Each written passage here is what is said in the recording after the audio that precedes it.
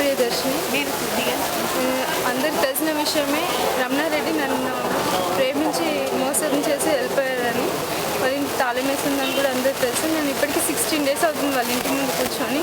నాకు ఎలాంటి political support కానీ, సిఐ వాళ్ళకి కంప్లైంట్ ఇచ్చాను, డీసీపీ దాకా వెళ్ళాను కంప్లైంట్ పెట్టుకొని. బట్ అక్కడి నుంచి కూడా నాకు ఎటువంటి స్పందన లేదు.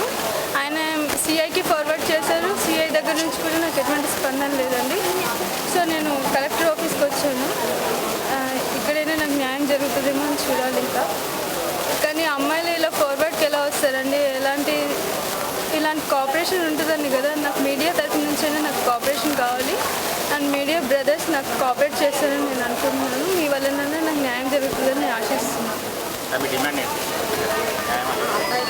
ఆ అబ్బాయిని పెళ్లి చేసుకోవాలి. ఆ అబ్బాయిని పెళ్లి చేసుకోవడం కోసమే నేను అక్కడ కూర్చున్నానండి. నాకు అమౌంట్ కానీ, నేను ఇచ్చే అమౌంట్ నాకేం అక్కర్లేదు. నాకు ఆయనతో పెళ్ళి అయితే సరిపోయింది. ఆయన ఎక్కడున్నా ఇది చూస్తే కనుక తిరిగి వస్తే ఇంకా హ్యాపీ.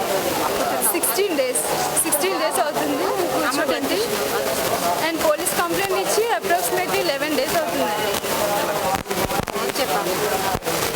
అండ్ ఇప్పటివరకు యాక్షన్ మాత్రం తీసుకోలేదు. అడిగితే మొత్తం ఫోన్ కట్ చేసేస్తున్నారు. ఇప్పుడు మా వాళ్ళు వెళ్ళినా కూడా ఎటువంటి రెస్పాన్స్ లేదు.